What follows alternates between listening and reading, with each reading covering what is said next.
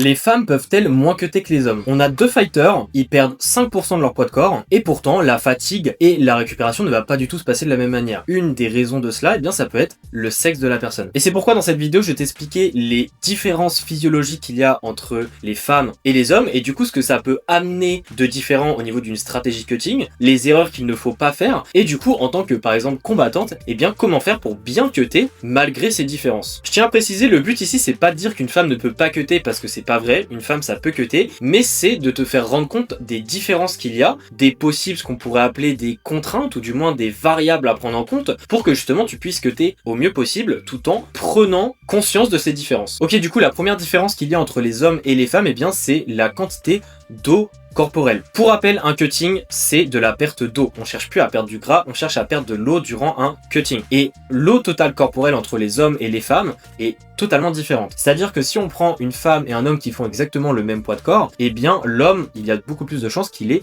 plus d'eau corporelle. Évidemment, l'homme peut être une personne avec beaucoup de masse grasse et une femme qui peut être très sèche à côté, et du coup s'ils font le même poids, peut-être que ça sera pas la réalité et que la femme aura moins de masse grasse et du coup plus d'eau corporelle, mais dans la majorité des cas, si on prend deux combattants qui ont à peu près le même niveau, à peu près secs les deux, et bien c'est sûr et certain que la femme ait plus de masse grasse, et ça c'est normal, c'est physiologique, c'est comme ça. Et en tant que femme, je tiens directement à le dire, il faut pas chercher à atteindre un niveau de sécheresse, on pourrait dire, qui soit égal à un homme qui est sec, parce que c'est pas possible, ça va t'amener beaucoup de problèmes de santé, et ça serait, on va dire, contrer la physiologie de ton corps. Donc oui, une femme a plus de masse grasse, et du coup a moins de masse musculaire, et ça fait que son réservoir d'eau est plus petit. En fait, il faut vraiment dire que deux réservoirs font le même poids, mais qu'il y a un réservoir, et ben il y a moins d'eau dedans, et du coup ça veut dire que forcément, eh bien il y a moins de marge au niveau du cutting, parce que pour rappel, c'est de l'eau que tu cherches à perdre, et du coup si dès le départ eh bien tu as moins d'eau disponible à perdre, forcément que tu as moins de marge, puisque chaque kilo d'eau va correspondre à un plus gros pourcentage de ton réservoir total. Et c'est pour ça que chez les femmes,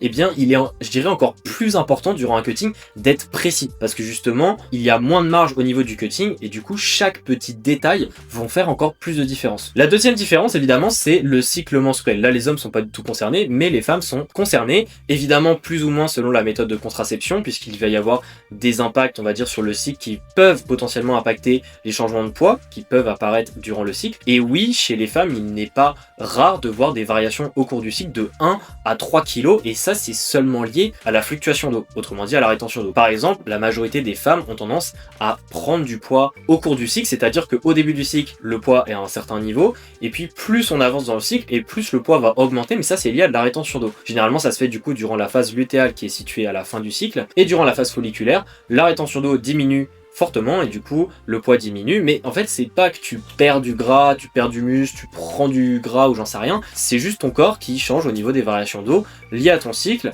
liées à tes hormones, donc tout ce qui est œstrogène, progestérone, etc., puisque ça va impacter le métabolisme de l'eau, du sodium, qui vont du coup impacter forcément ton poids. Donc je dirais qu'ici la clé en fait c'est de prendre conscience des variations que va impliquer ton cycle. Chaque femme a un cycle qui va l'impacter différemment. C'est-à-dire que chez certaines femmes, durant la phase lutéale, elles prennent plus de poids, ce qui correspond à la majorité, mais il y a quand même des femmes où ça peut être le contraire. Et en plus de ça, chez une même femme, eh bien chaque cycle est différent. Du coup, ce qui est important déjà pour toi, en fait, c'est que tu comprennes la tendance globale, et du coup que tu saches me dire, par exemple, si je te pose la question, quand est-ce que tu prends le plus de poids en termes de rétention d'eau durant un cycle, que tu saches me répondre et me dire quand est-ce que c'est. Parce que comme ça te permettra d'éviter de paniquer au moment de tes pesées et de te dire oh là là j'ai grossi, c'est une horreur, etc. Et de garder en tête que peut-être que c'est juste ton cycle qui te fait prendre de la rétention d'eau. Et du coup tu peux ajuster ta stratégie de cutting par rapport à ça. Imaginons tu as une pesée qui tombe durant la phase lutéale et tu sais que durant la phase lutéale tu as tendance à prendre du poids via la rétention d'eau, et bien au moins tu es conscient de ça, tu peux directement on va dire le savoir en avance et du coup adapter ta stratégie cutting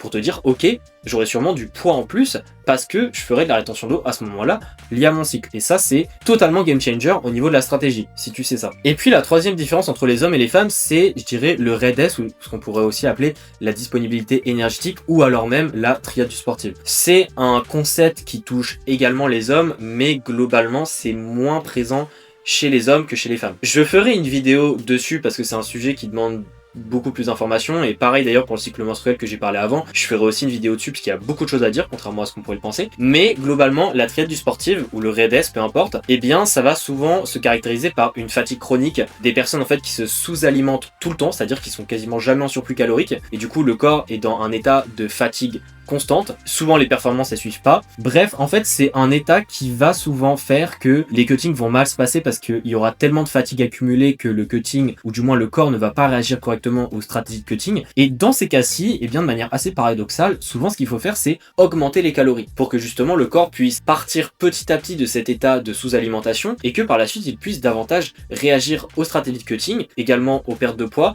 également avoir de meilleures performances. Bref, c'est une stratégie qui peut être assez long terme, ça se soigne pas en 2 semaines un RED-S, mais c'est quelque chose qu'il faut prendre en compte puisque ça se trouve tu es peut-être concerné, ou du moins concerné à moitié, puisqu'encore une fois il y a un degré, il y a une certaine gravité, et c'est pas juste t'es RED-S ou t'es pas RED-S, il y a évidemment certains stades, mais ça encore une fois j'en parlerai dans une autre vidéo. Donc globalement en pratique, qu'est-ce que je conseillerais à une femme qui veut faire un cutting? Déjà la première chose c'est d'anticiper très tôt. Ça concerne aussi les hommes, je donnerai exactement le même conseil, mais là ce qu'il faut comprendre en fait c'est que si tu t'y prends tôt et que tu sais le poids que tu as à perdre et que tu es consciente également des différences que tu as avec les hommes, le fait que tu aies moins d'eau corporelle, que tu as un cycle à prendre en compte et qui peut occasionner des fluctuations au cours du cycle, etc. Eh bien ça te permet justement d'avoir une stratégie qui est la plus adaptée par rapport à ta situation et par rapport au timing de ta pesée. Donc ça c'est la première chose. La deuxième chose, eh bien c'est de faire le travail, comme je t'ai dit, sur les tendances de ton cycle. Si tu ne sais pas encore les tendances de ton cycle, eh bien traque ton cycle, regarde un petit peu au niveau du poids ce que ça donne, note ton poids au cours en fait du cycle. Je te conseille de noter ton poids, les jours précis, etc.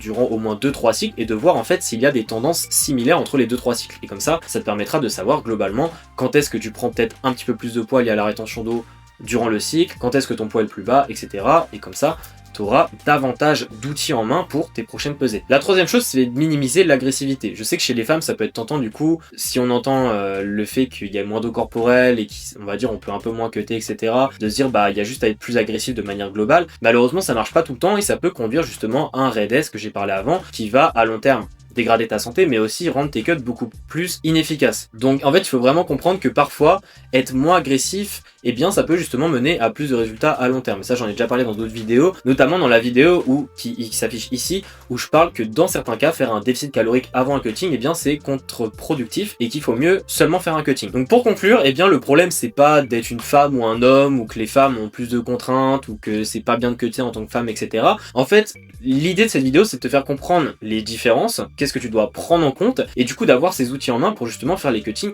les plus sécures possibles mais aussi les plus efficaces possibles. Donc j'espère en tout cas que cette vidéo t'aura appris des choses, t'aura permis d'avoir davantage d'outils en main pour justement tes prochaines pesées. N'hésite pas si tu as des questions ou si tu as envie que je traite directement ta stratégie pour ta prochaine pesée en cliquant sur le premier lien dans la description pour réserver ton appel gratuit avec moi et on se dit à la prochaine pour une nouvelle vidéo. Allez, ciao.